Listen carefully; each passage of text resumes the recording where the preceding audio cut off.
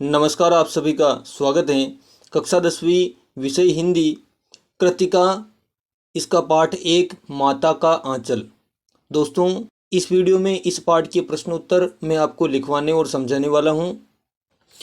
पहला प्रश्न है, प्रस्तुत पाठ के आधार पर यह कहा जा सकता है कि बच्चे का अपने पिता से अधिक जुड़ाव था, फिर भी विपदा के समय वह पिता के पास न जाकर माँ की शरण लेता है।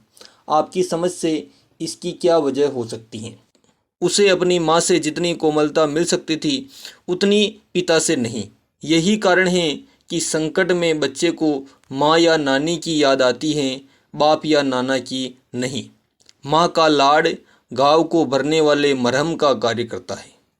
दूसरा प्रश्न है, आपके विचार से भोलानाथ अपने साथियों को देखकर सिसकना क्यों भूल जाता है? तो इसका उत्तर इस प्रकार से लिखेंगे कि भोलानाथ को अपने साथियों के साथ खेलने में गहरा आनंद मिलता है। वह साथियों की हुल्लड़बाजी, शरारतें और मस्ती देखकर सब कुछ भूल जाता है। उसी मग्नावस्था में वह सिसकना भूल जाता है। तीसरा प्रश्न लिखना नहीं है, परीक्षा के लिए उपयोगी नहीं है।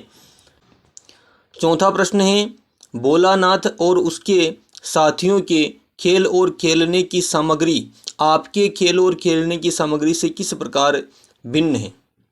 तो इसका उत्तर इस प्रकार से लिखना है कि आज ज़माना बदल चुका है। आज माता पिता अपने बच्चों का बहुत ध्यान रखते हैं। वे उसे गली मोहल्ले में बेफिक्र खेलने घूमने की अनुमति नहीं देते।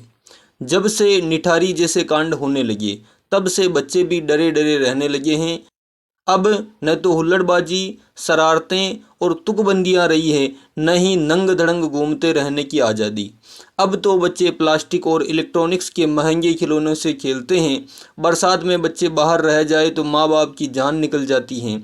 आज न कुएं रहे, न रहट, न खेती का शौक। इसलिए आज का युग पहले की तुलना में आधुनिक, बनावटी और रसहीन हो गया है। पांचवा प्रश्न है, पाठ में आए ऐसे प्रसंगों का वर्णन कीजिए जो आपके दिल को छू गए हो। इसका उत्तर इस प्रकार से लिखना है, पाठ का सबसे रोमांचक प्रसंग वह है जब एक सांप सब बच्चों के पीछे पड़ जाता है। तब वे बच्चे किस प्रकार गिरते पड़ते भागते हैं और माँ की गोद में छिपकर सहारा लेते हैं। यह प्रसंग पाठ के हृदय को भीतर तक हिला देता है। इस पाठ में गुदगुदाने वाले प्रसंग भी अनेक हैं। विशेष रूप से बच्चे के पिता का मित्रतापूर्वक बच्चों के खेल में शामिल होना मन को छू लेता है। जैसे ही बच्चे भोज, शादी या खेती का खेल खेलते हैं, बच्चे का पिता बच्चा बनकर उसमें शामिल हो जाता है। पिता का इस प्रकार बच्चा बन जाना बहुत सुखद अनुभव है जो सभी पाठकों को गुदगुदा देता है। अगला प्रश्न है, इस उपन्यास अंश में 30 के दशक की ग्राम्य संस्कृति का चित्रण है। आज की ग्रामीण संस्कृति में आपको किस तरह के परिवर्तन दिखाई देते हैं? इम्पोर्टेंट प्रश्न है। इसका उत्तर इस प्रकार से लिखना है कि आज की ग्रामीण संस्कृति में अनेक परिवर्तन हो चुके हैं। आज कुओं से सिंचाई होने की प्रथा प्रायः समाप्त हो गई। उसकी जगह ट्यूबवेल आ गए हैं। अब बैलों की जगह ट्रैक्टर आ गए हैं। आजकल पहले की तरह बूढ़े दूल्हे भी नहीं दिखाई देते। आज धीरे धीरे ग्रामीण अंचल मौज मस्ती और आनंद मनाने की चाल को भूलता जा रहा है। वहाँ भी भविष्य, प्रगति और पढ़ाई लिखाई का भूत सिर पर चढ़कर बोलने लगता है। सातवां प्रश्न इम्पोर्टेंट नहीं है। आठवां प्रश्न है, यहाँ माता पिता का बच्चे के प्रति जो वात्सल्य व्यक्त हुआ है उसे अपने शब्दों में लिखिए। इसका उत्तर इस प्रकार से है कि माता का आंचल में माता पिता के वात्सल्य का बहुत ही सरस और मनमोहक वर्णन हुआ है। बच्चे के माता पिता में मानो वात्सल्य की होड़ है। बच्चे के पिता अपने बच्चे से माँ जैसा प्यार करते हैं। वे बच्चे को अपने साथ सुलाते हैं, जगाते हैं, नहाते हैं, धुलाते हैं और खाना भी खिलाते हैं। उन्हें यह सब करने में बहुत आनंद मिलता है। वे कभी अपने बच्चे को डांटते फटकारते नहीं। वे माँ यशोदा की तरह बच्चे की एक एक क्रीड़ा में पूरी रुचि लेते हैं। वे उसके एक एक खेल को मानो भगवान भोलेनाथ की लीला मानकर साथ देते हैं। इसलिए वे हंसकर पूछते हैं, फिर कब भोज होगा भोलानाथ? इस साल की खेती कैसी रही भोलानाथ? पिता बच्चे से हर संभव लाड़ करते हैं, उसके साथ खेलते हैं, उससे जानबूझकर हारते हैं, फिर उसे चूमते हैं, कंधे पर बिठाकर घूमते हैं। इन सारी क्रियाओं में उन्हें बहुत आनंद मिलता है। बच्चे की माता भी मानो ममता की मूर्ति हैं। उसे इस बात का बोध है कि बच्चे का पेट तो महतारी के, उसका मन बच्चे को खिलाने पिलाने और पुचकारने दुलाने के लिए तरसता है। वह बच्चों से लाड़ करने में पारंगत हैं। वह भरपेट खाना खाए हुए बच्चे को भी अपनी वात्सल्य कला से रिझाकर ढेर सारा और भोजन करा देती है। यह उसकी ममता का ही प्रसाद है कि बच्चा अपने पिता के संग रहने का आभासी होने पर भी माँ का आंचल खोजता है। विपत्ति में उसे माँ की गोद ही अधिक सुरक्षित प्रतीत होती है। माँ का ममतालु मन इतना भावुक है कि वह बच्चे को डर के मारे कांपता देखकर रोने ही लगती है। उसकी यह सजल ममता पाठक को बहुत प्रभावित करती है। अगला 9वां प्रश्न है, माता का आंचल शीर्षक की उपयुक्तता बताते हुए कोई अन्य शीर्षक सुझाइए। इस पाठ के लिए माता का आंचल शीर्षक उपयुक्त नहीं है।